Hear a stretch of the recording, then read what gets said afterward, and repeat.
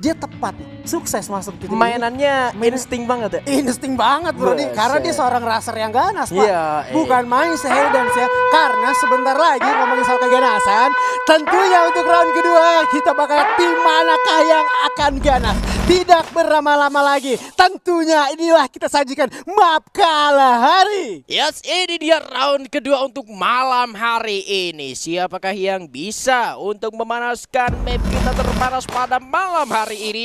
Karena pesawatnya sudah terbang tentunya kali ini dari area ujung dari Mammoth menuju ke area ujung dari Council Hall. Dan tidak ada gangguan tentunya untuk anak-anak dari tim EVOS Divine untuk ngedrop di area utara. Sudah membagi juga posisinya. Madura Prime kali ini memilih satu area confinement Blue Zone yang menjadi area utama mereka. Sementara fight di awal sebenarnya bakal terjadi antara NXL dan juga Onyx Olympus. Onyx Olympus. Wow.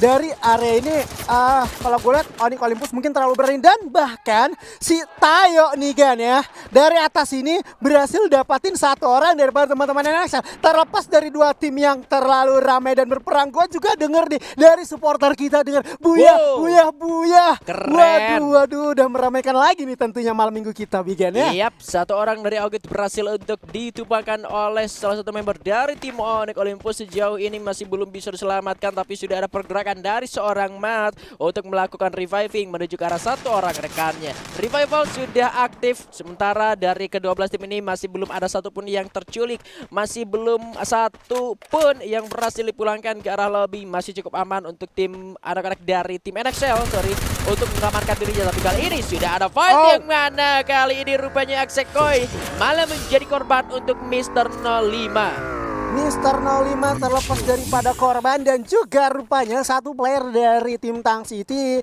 itu terlalu jauh, dan mungkin ini adalah resiko terbesar yang dilakukan sama teman-teman Tang City. Ketika satu orang itu berpencar dari area rumah 3, itu emang memberikan satu distraksi berbahaya. Apalagi di sana ada dua player dari macan putih kita, yaitu EVOS. Terlepas daripada teman-teman EVOS dan juga Tang City, kali ini lebih tepatnya NXL udah dua playernya ditumbang, tetapi August berhasil diselamatkan, dan kali ini 26 Map juga bakal memberikan distraksi. Malahan dia terjatuh.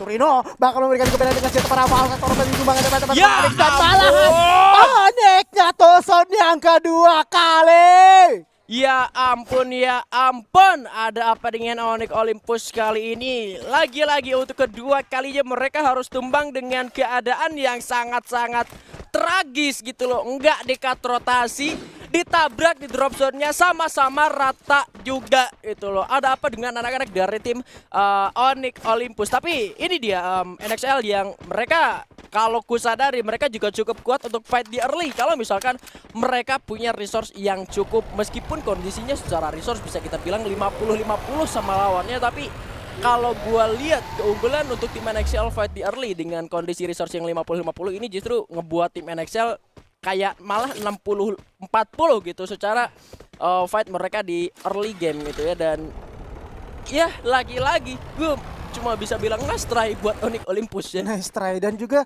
kayaknya ada satu keterburu-buruan dari teman-teman Onyx ketika dia menerima information. Oh, dua orang di depan nih kena. Gua ngelihat sempat dua orang dari teman-teman Onyx ini memaksa maju. Ketika dia memaksa maju, otomatis teman-teman yang nge-backup itu resource senjata udah bakal dikeluarkan, peluru terus dihujankan. Yang tadi sempat di-mention sama Bigen, 50 banding 50 juga bakal menjadi 60-40 ketika yang di belakang udah nge-secure.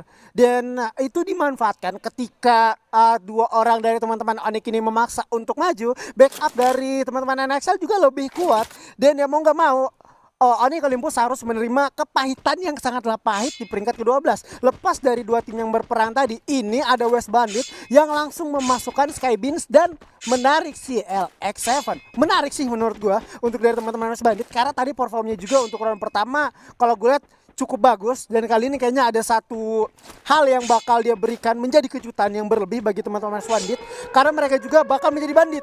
Nggak mau menjadi namanya doang yang bandit tapi nggak jadi bandit gitu ya. Iya, harus jadi pembuktian juga tentunya untuk anak-anak dari tim West Bandits itu sendiri, karena mereka juga perlu untuk naik menuju ke papan tengah seharusnya. Tapi kali ini sudah ada Lexus Boy yang harus jika ditumbangkan, terkena sebuah headshot dari sebuah VSS yang digunakan oleh Borgai. Sejauh ini masih cukup jauh secara posisi dari mereka sendiri, jadi harusnya masih bisa diamankan dan diselamatkan kembali Dan rupanya galaknya dari tim Galaxio, mereka rupanya sudah melakukan rotasi dengan vehicle yang mereka gunakan, dan kali ini bakal ada cutting rotation yang dilakukan oleh anak-anak dari tim The Pillars of yang mana 2 orang dari tim Galaxio kali ini yang tertumbang. Anak juga kali ini sudah mulai tersurprise posisinya.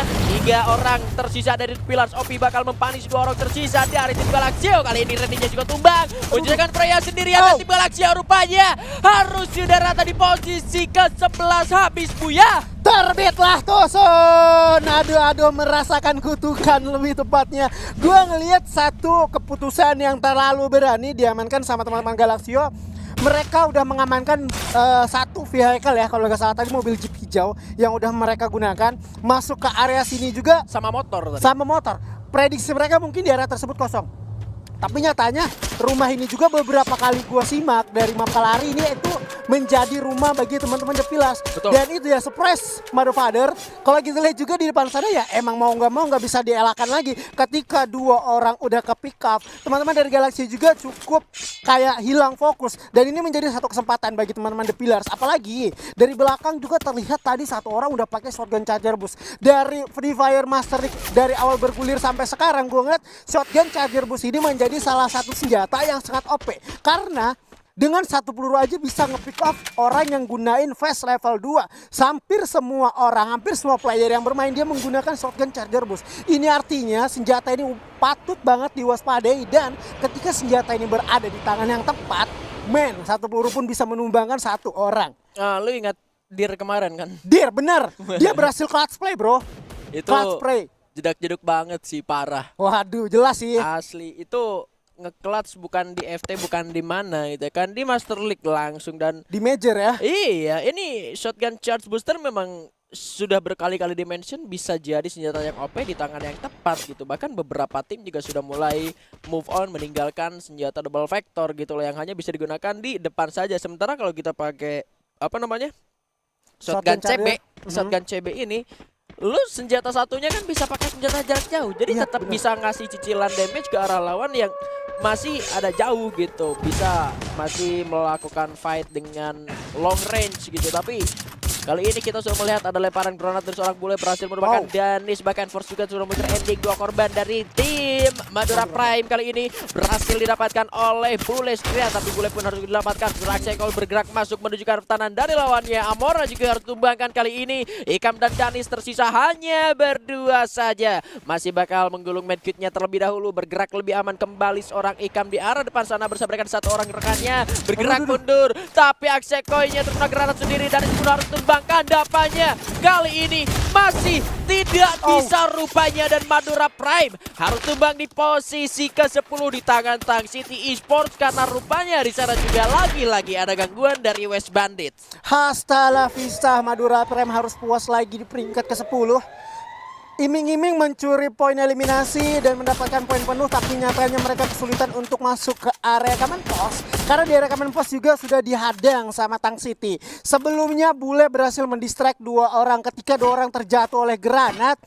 Emang gak bisa dipungkiri, dengan damage yang diberikan oleh granat ini cukuplah besar, walaupun udah diberikan buff kepada Vest. Tetapi yang harus diwaspadai itu adalah player yang menggunakan granat tersebut. Karena ketika 2 granat aja tepat itu bisa menumbangkan. Ternyata tadi dari si Bule 1 granat aja numbangin 2, walaupun akhirnya si Bule ke pick off. Ketika si Bule ke pick off itu pun masih ada cover yang cukup bagus dari teman-temannya. Dan malahan dari Tang City ini lebih ngelebarin sayap lagi. Terbukti Sirius berhasil menculik si Danis, sehingga si Ikamnya pun kesulitan untuk melakukan peperangan atau memberikan perlawanan berikutnya. Karena dia penggunaan shotgun double barrel, dan juga dari tim Tang City itu udah neken pakai shotgun charger bus. Mau nggak mau, darah yang tadinya pun sekali tembak juga langsung Parah habis. kekikisnya Begitu ya. aja, terkikis habis.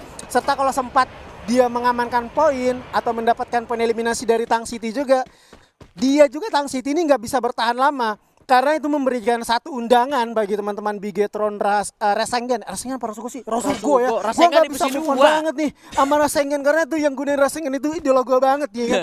Dari Bigetron juga berikan distraksi. Mau gak mau Tang City yang belum bisa looting lebih banyak Reset lagi, ya. resetnya nggak bisa lebih cepat, dia pun harus dipukul mundur dan meninggalkan area tersebut. Dan sekarang bakal menuju ke jantung pertahanan Force Riders. Iya ya, mereka sudah bergerak untuk mengamankan dirinya kembali setelah mereka berhasil untuk mendapatkan satu tim tanpa tanpa memiliki resiko yang cukup besar, karena kalau kita ngeliat juga kali ini Bule sudah mulai kembali juga bersama dengan rekan-rekannya. 3 orang yang tersisa dari tim Tang City Esports kali ini masih bakal berjuang untuk masuk ke dalam zona selanjutnya, masih sangat jauh dari area zona selanjutnya. Dan kalau kita melihat di area zona sudah ada RRQ, ada NXL, ada EVOS Divine juga di area sana beserta satu tim lagi kalau nggak salah di sana ada SES Alpha Inc yang sudah berada di area zona selanjutnya. Bakal jadi PR yang cukup berat seharusnya untuk anak-anak dari tim Bigetron dan West Bandits yang kalau kita ingat mereka sama-sama ada di area command post. Kalau misalkan skenario-nya dari Bigetron memiliki vehicle untuk escape dari pertempuran bersama dengan West Bandit, ini bisa saja digunakan gitu. Begitupun dengan anak-anak dari tim West Bandits, kalau misalkan mereka punya vehicle mereka juga bisa cabut aja dan keluarnya ya udah nanti aja sih di dalam zona gitu ya kan. Dan kalau misalkan ngomongin soal zonanya sendiri dengan tim-tim yang masih ada di area luar, ini tidak menutup kemungkinan bakal terjadinya cutting rotation lagi seperti yang sudah terjadi antara The Pillars OP dan juga tim Galaxio. Iya, The Pillars OP dan juga Galaxio, dan juga tadi kan Galaxio sempat datang pakai vehicle, vehicle-nya diamanin sama The Pillars OP dong. Dia cepat masuk ke dalam rumah yang ada di depan sana. Serta juga tuh kalau gue pengen ngeliat Bigetron juga tadi sempat lu bilang kalau dia bisa masuk kalau pakai vehicle. Diamankan, dan ini emang benar, dia juga udah berhasil ngaman vehicle meninggalkan si West Bandit yang mungkin West Bandit ini cukup struggling karena dia tidak ada mengamankan satupun vehicle, berbeda dengan Bigetron yang juga ini rotasi ke si sebelah kiri. Tetapi kalau dia memaksa untuk lurus, ini ada 2 kemungkinan yang dia bisa gunakan. Dia pengen nabrakin The Pillars OP atau pengen nabrakin sisasnya. Karena sulit untuk mengamankan dari sana. Hanya ada 1 garasi, dan garasi ini pun menjadi makanan banget bagi kedua tim yang udah nge-camp di sana. Brother Keong terculik bersama dengan Mai Putra juga rupanya menjadi makanan untuk The Pillars OP. Kali ini Mai Putra bakal diselamatkan terlebih dahulu. Duonya terus digerus, habis-habisan dihancurkan. Tentunya kali ini Mai Putranya juga harus tertumbangkan. Sementara Riz menjadi makanan untuk Mr. 05 di arah kejauhan sana. Bigetron Rosugo sedikit terkunci di area company yang sedang mereka kuasai. 2 orang tersisa tapi kita pindahkan karena lemparan granat dari seorang Bion. Berhasil menumbangkan Bule di jarak yang sangat-sangat jauh. Granat yang begitu on point. Perhitungan jarak waktu dan kecepatan matematis yang sangat luar biasa dari seorang Bion. Lagi-lagi menunjukkan aksinya. Bion berulah, jangan sampai kau keculik. Iya. Ini akurasi yang digunakan sama Bion kayaknya itu udah matang banget, tepat banget. Itu kayak auto aim granatnya. Iya, bener banget sih. Kalau gue lihat Bion dipegang granat udah cukuplah sulit ya. Apalagi dari awal juga emang Tang City sama EVOS ini udah perang-perangan gitu, saling culik-menculik sampai akhirnya masuk area late game. Dan gue tuh nggak notice bahwa 1 orang tersisa si Dapa itu ngecamp di jantung pertahanannya West Bandit dan juga Force Riders nyempil di sana, nggak kelihatan sampai hasil dia pun bertahan. Dan bahkan RRQ rupanya kali ini mengamankan daerahnya lagi nih, panggung kematian Refinery. Tetapi terlepas daripada itu di panggung ini juga kalau gue rasa nggak terlalu aman. Karena kenapa? Karena dari panggung ini terlihat udah terjadi penumpukan. Dari bawah itu ada Force Riders, dari sisi sebelah kanan atas NXL, apalagi EVOS bakalan datang. Dari bawah juga The Pillars OP yang siap untuk naik. Bigetron rupanya sisa Vice juga last man standing. Terjadi penumpukan banget. Ada PR yang cukup besar bagi teman-teman RRQ untuk mengamankan Plasman, karena mungkin sejauh ini gue ngelihat juga RRQ Hide belum bisa dapetin satupun buya.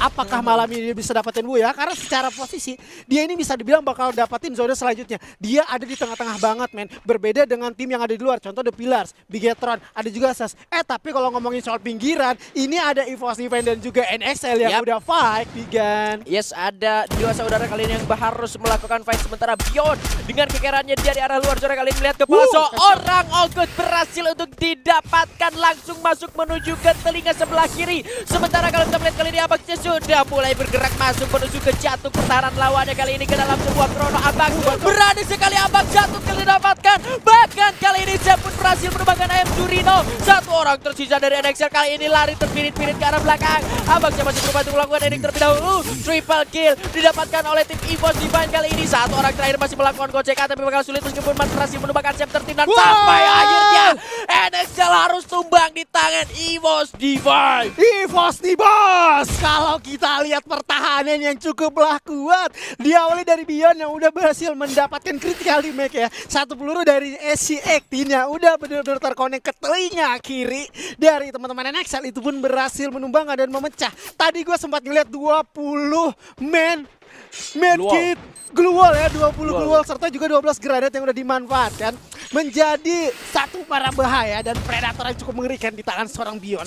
Dan kalau ngomongin soal tim EVOS Divine yang udah berhasil dapatin satu squad kill lagi, ini mereka punya PR lagi nih, karena di area tersebut pengen masuk ke sana pun open field. Dan yang tadi gue bilang, RRQ udah dapatin zona yang cukup aman. Force Riders pun sama, West Bandit punya PR, EVOS Divine, The Pillars OP serta juga SES yang kali ini harus lagi M79 dari LZ ya, Bigan. Crime menjadi korban di sana dari seorang LG ya. Kalau ngomongin soal enaknya RRQ Hide kali ini yang dapat zona, justru mereka punya PR yang lebih banyak karena mereka harus menahan gempuran dari segala arah. Granat ataupun pelontar lagi-lagi dari seorang LG ya bakal membahayakan RRQ Hide kali ini. Tapi LG harus dipaksa segera turun ke arah bawah. Nggak kepleset, buset. Itu jempolnya kepleset. Maaf, saya nggak lihat kok LG ya, santuy. RRQ Hide kali ini masih cukup mengamankan dirinya meskipun secara resource mereka begitu minim. Bakal menghantam beberapa player yang masih berada di area luar zona. Sementara si LG kali ini harus diubahkan dengan granat dari arah atas. Tentunya kali ini Crime berhasil mendapatkan killnya kembali. LG ya nggak lihat kok tereliminasi, nggak apa-apa.